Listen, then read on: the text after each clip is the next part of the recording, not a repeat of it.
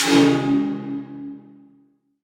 everybody, welcome back to Vegas Tips and Tricks Weekly. Here our mid-June show. It's a Father's Day episode, so for all of you dads out there, happy Father's Day.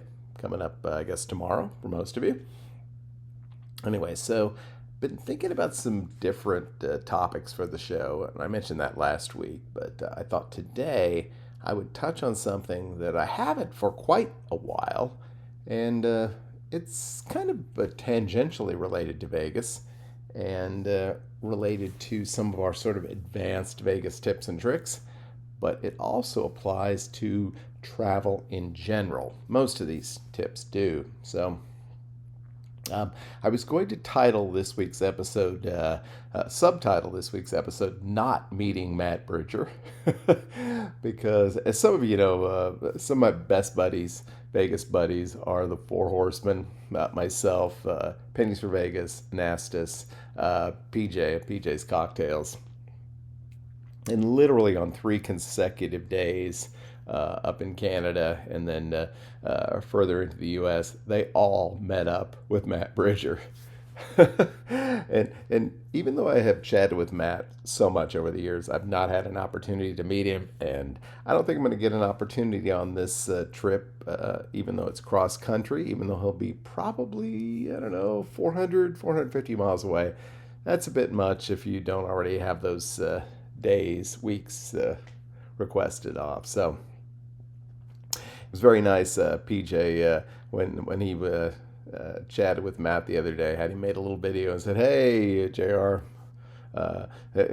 You're now the person I haven't met up with out of all of these people." So hopefully we make that happen someday. But for multiple reasons, I decided not to make this a clickbait video and not put Matt Bridger's name into it. But maybe I'll just from now on just entitle my entire video series "Not Meeting Matt Bridger," and maybe that'll create some kind of SEO kind of thing.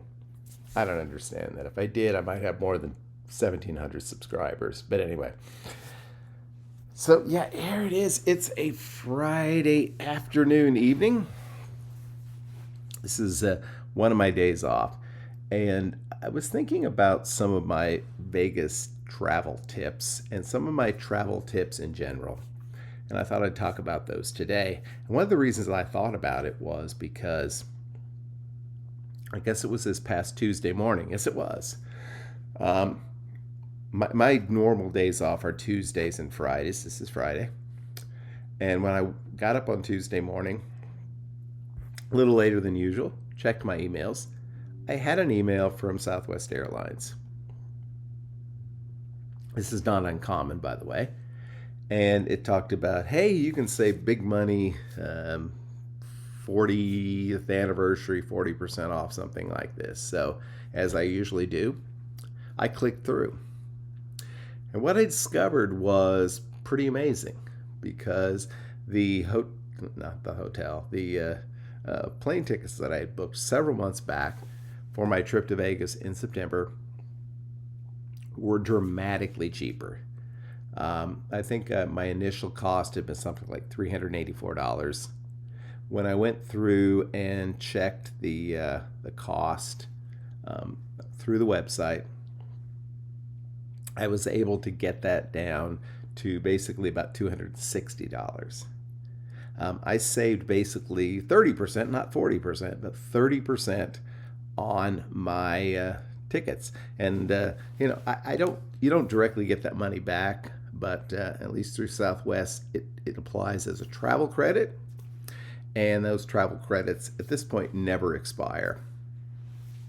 So, if I think about going to Vegas again, say in early 2024 or whenever, or if I need to take a trip somewhere else, that's awesome. Amazing. And I was able to share that out with a number of friends of mine and some people in the Facebook group. Numerous people telling me they saved a couple of $100, $400, $500,000 by taking advantage of that. Very good friend of mine. I messaged him directly because I wanted to make sure he got it. he was able to take the travel credits that he got from this and book a trip to New York City for the same price. So, how does this happen? And yeah, you can join our Facebook group. You can follow me. I'll try to share those things out, but you know what? It does not require any of those things. So we're going to talk about that and some other things you can do to enhance your trips to Las Vegas and otherwise. For one thing, make sure you are signing up on any sort of travel website for their emails. And yeah, you're going to get a lot of junk. I mean, every week I get 2 or 3 emails from Southwest Airlines. 95% of the time, it's junk. Usually Tuesdays are the day that they and a lot of other travel providers go ahead and let you know about any specials they have. Not always, but often. And normally I will go ahead and check, and normally what I'll find out is that I can't do any better than I already did on my previous flight. But every once in a while, like this past week, you can save yourself $100, $200, several $100s by taking advantage of this. Now, a lot of people don't like to give out their email addresses. I get that. So what I would suggest, if that's you, and you're kind of new to this game, go ahead and create an email address that you use specifically for your travel information. Maybe that can be the email address you give out when you join a slot club, when you buy a ticket on a particular airline website or hotel website or travel website, period. And you can log into that. You're normally going to log into it anyway, and you can check that particular email address for anything you need to know going forward. But I mean, if you hit one of these a year where you basically get a hit like this where you win a couple of $100 or get $100 and a couple dollars back that you otherwise wouldn't have, you are a winner. That's all it takes. So I started thinking, so again, make sure, go to those travel websites, go to those hotels that you normally book, go to those airlines that you normally book. It doesn't even have to be Vegas. And make sure they have an email. Make sure you're checking that email. I would normally do that at least Monday or Tuesday morning, and you're going to find that at least, I would guess, 2-3 times a year, it's going to be a big win for you. Started thinking after that about some of the things you could do to make your travel experience better. And some of that is Vegas related, some of it isn't. So I thought I'd talk about some of those things today. First off, and some people travel to Vegas as part of a very diverse travel experience. Some of you all are business travelers. You are traveling all over the country all of the time. On the other hand, some people are not travelers in general, and they're just going to Vegas because it's a great deal, because it's their thing. I kind of fall halfway between that. I have been around and traveled to a lot of places, but primarily, most of the time, I'm traveling to Vegas as well. So, in addition to the tip of going ahead, signing up for the various travel emails, and potentially, if that works for you, setting aside a specific email address for that and checking it on a regular basis, there's some other things you can do travel-wise and travel-wise for Las Vegas. First off, I wanted to talk about something that I thought about a few years ago and that I think is a really cool idea, at least for those of us who are kind of pack rats. If you're one of those people, when you go to to a travel destination of any kind, Vegas in particular, you pick up you pick up your hotel room key. You pick up maybe a newspaper.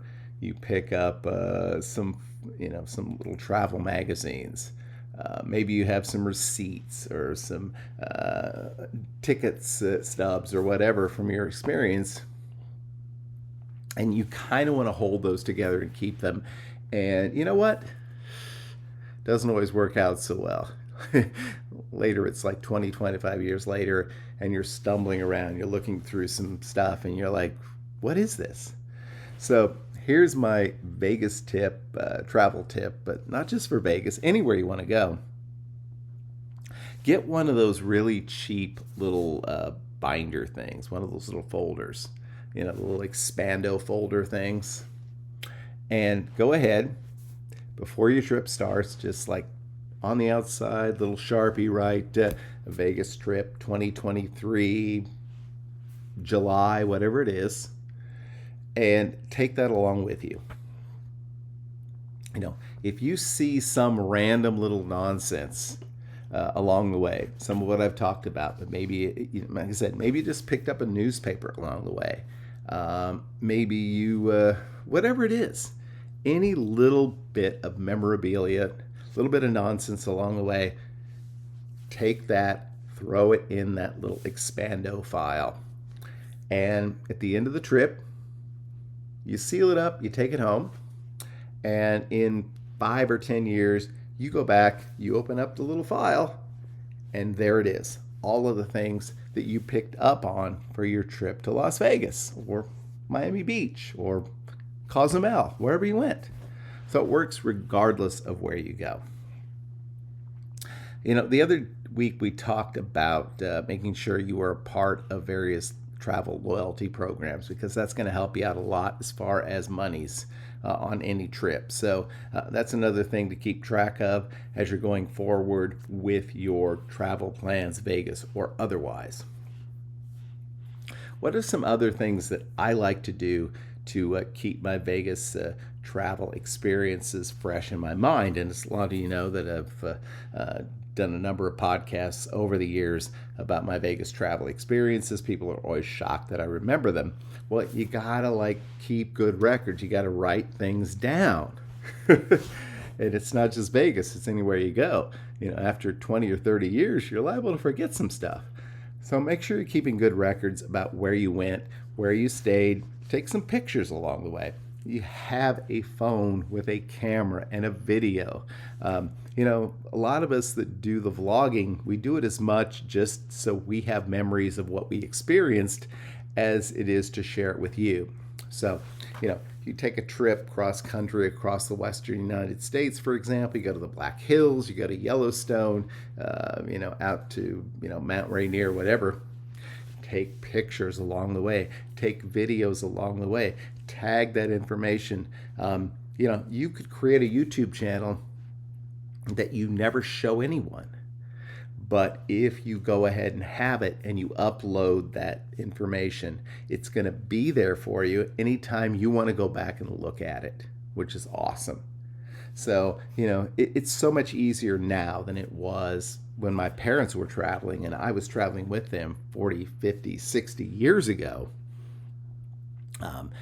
to create those memories and to have those memories available to you in the future.